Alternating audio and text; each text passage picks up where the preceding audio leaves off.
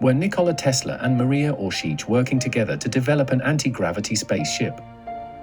Nikola Tesla was a Serbian inventor born in Croatia. He carried out his experiments and built most of his ideas in the United States. If you want to know more on the personal life of Tesla, I'll have a video of that coming out soon.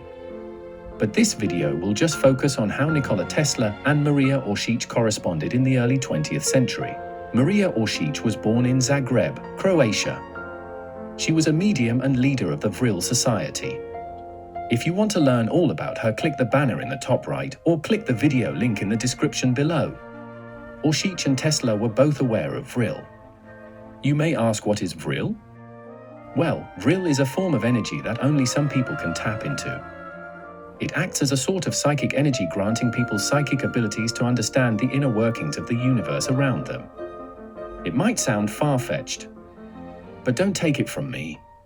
Take it from one of the best, if not the best, scientist/inventor to ever live.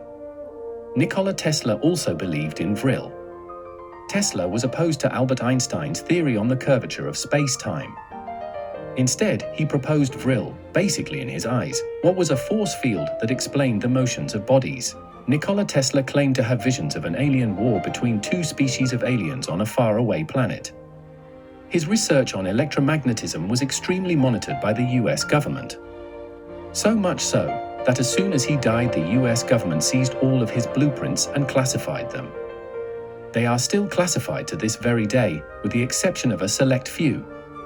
Tesla used to write about this alien war in Sanskrit. Marija Orsic received blueprints in ancient Sumerian, a language which she did not understand, but claimed she knew exactly what she wrote down. Tesla was convinced he had to build the infamous death ray to save humanity.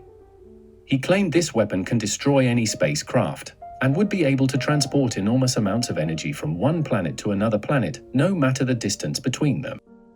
Over in Europe, Marija Orsic was in contact with a quote alien race telling her information on the creation of the universe and what happened to lost cities like Atlantis. She also received information on how to build a flying machine.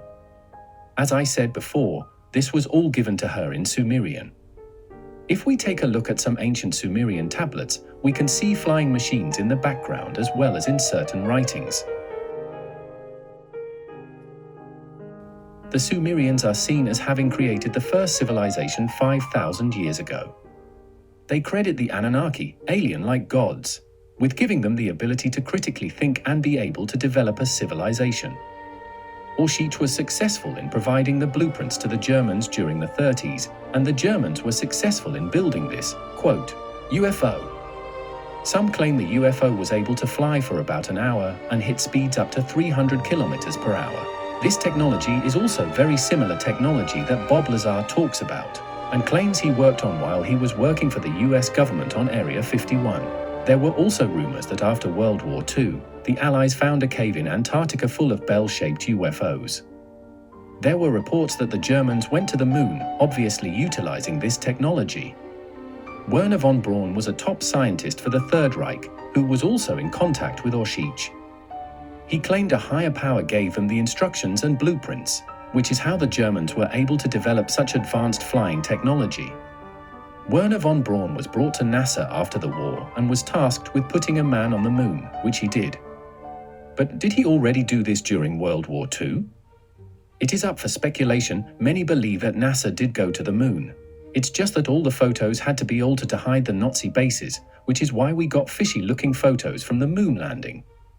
It is a great topic of discussion to have with friends at a bar, though. Going back to Tesla and Orsic. They were both celibate, as they, though having sex would make them impure and unable to receive the messages they were getting. They both attributed their discoveries and abilities to extraterrestrials. Nikola Tesla died in 1943. President Eisenhower approved massive funding for a research facility that will operate based off of Tesla's files. This was done without Congress's knowledge. Marija Orsic disappeared without a trace at the end of World War II.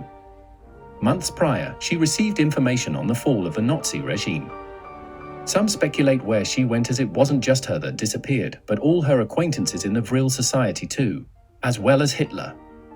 Some speculate that they escaped to Agartha or found some kind of portal through Antarctica. At the end of the day, we will never know if Orsic and Tesla ever had contact, but they both credited Vril to their unique abilities and received information and messages from different entities. Could they have used this energy to send each other ideas? It's very possible. We'll have to wait for a modern-day Marija or Orsic to get us in contact with those two so we can ask. If you enjoyed today's video, please leave a like and subscribe.